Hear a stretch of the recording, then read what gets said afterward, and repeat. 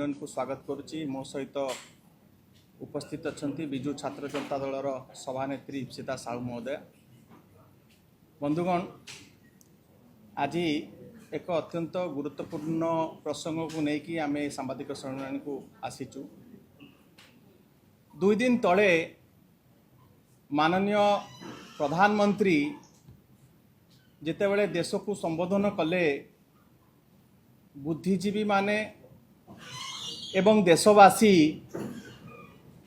भाविले जे देश गोटे financial emergency आड़ को गति करुच्ची बोधे, किंतु आज जोपरी भावरे 22 लाख छात्र छात्री जो परीक्षा देइथिले नीट मेडिकल एग्जाम, सीए जो भली भावरे आज पेपर लीक हेची एवं परवर्ती समय से परीक्षा को कैंसल करा जाइची। एथुरु स्पष्ट अनुमय होउची जे देश वर्तमान गोटे एजुकेशनल इमरजेंसी आड़ को जाउची। केंद्र सरकार कंट्रोल रे नियंत्रण रे आउ शिक्षा व्यवस्था नाही। आका मानकर कोचिंग माफिया मानकर कंट्रोल को संपूर्ण भावरे देशर शिक्षा व्यवस्था पड़े गलानी। आमे सुनिथिलु गैस लीक हुए, आमे सुनिचु पानी लीक हुए, आमे सुनिचु टायर लीक हुए। वर्तमान ये सरकार क्षमता को आसिला परठारु पेपर लीक गोटे साधारण कथा हो जाइछि। मो आपण मानकु मन पकई देवा को चाहे जे भारतीय जनता पार्टी क्षमता को आसीबा परे नीट परीक्षार 4 थर पेपर लीक हेची। 6 वर्ष भितरे 3 थर पेपर लीक हेची। मो एठी आपण मानकु समस्त को सूचई देवा को चाहे जे भारत वर्षर सबुठारु इम्पोर्टेंट कॉम्पिटिटिव एग्जाम होची नीट, जोटा कि होची डॉक्टर हबार गेटवे। ए भलिया गोटे गुरुत्वपूर्ण एग्जाम को ए सरकार बारंबार किमिति हालुकारे नौचंती। इंग्लिश रे गोटे प्रभाव अछि, वन्स बीटेन ट्वाइस शाय। अंध थरे बाड़ी हो जाए, थरे हेई गला ठीक अछि। कौन करेक्टिव मेजर्स आपण नेइचंती, कौन स्टेप्स नेइचंती, कौन प्रिकॉशनरी मेजर्स नेइचंती। जदि नहीं थांते ताले बारंबार एभलिया घटना घटी न थांता। आपणकर तो इलेक्शन मैनेजमेंट पूरा 100 को 100 ठीक हो जाउची, तो एग्जाम मैनेजमेंट कहीं ठीक हो पारु नाही। आपण आमे देखिलु वर्तमान जो सीरियसनेस रो सह बेंगल निर्वाचन को आपण लढ़िले, सेठी 2.5 लाख फोर्स पुलिस मैनेजमेंट आपण ठीक करि पारले। सेठी आमे देखिलु मीडिया मैनेजमेंट आपण ठीक करि पारले। सेठी आमे देखिलु इलेक्शन कमिशन को आपण बढ़िया मैनेज कले। एसआईआर रे 90 लाख वोट कटि गला, ताकू मध्य मैनेज कले। बूथ मैनेजमेंट मध्य करि पारले, किंतु एग्जाम मैनेजमेंट आपण काहे करि पारुनांती।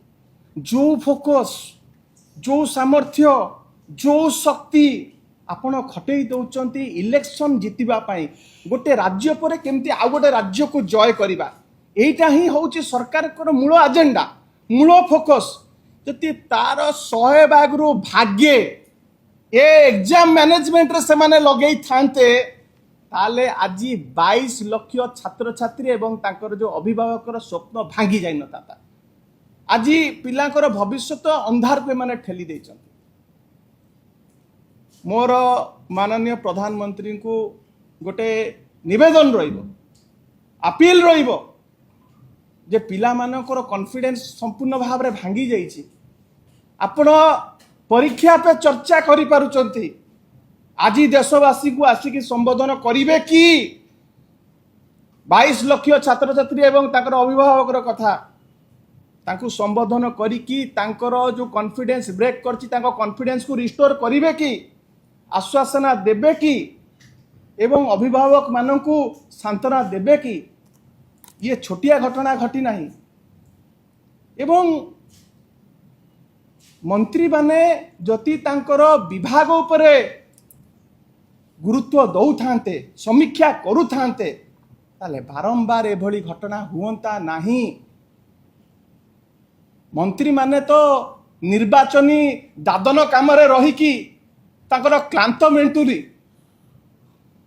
निर्वाचनी दादन आज ए राज्य को गले काली पुणी से राज्य को जिबे वर्तमान 4टी राज्यर सरीगला वर्तमान पुणी प्रस्तुति आरंभ हो गलानी पंजाब एवं उत्तर प्रदेश पर। तो विभाग कथा केतबेले बुझुच तमे एवं केंद्र शिक्षा मंत्री को मोर किछि कहिबार नाही। तांकर जति विवेक थिबो तांकर जति नैतिकता थिबो नैतिकता दृष्टिकोण सी अपसरी जातु एवं मन स्थिर करंतु कोठी रहिबे। मन ओडिशा रे शरीर बुलुची दिल्ली रे से जिनस हब नाही।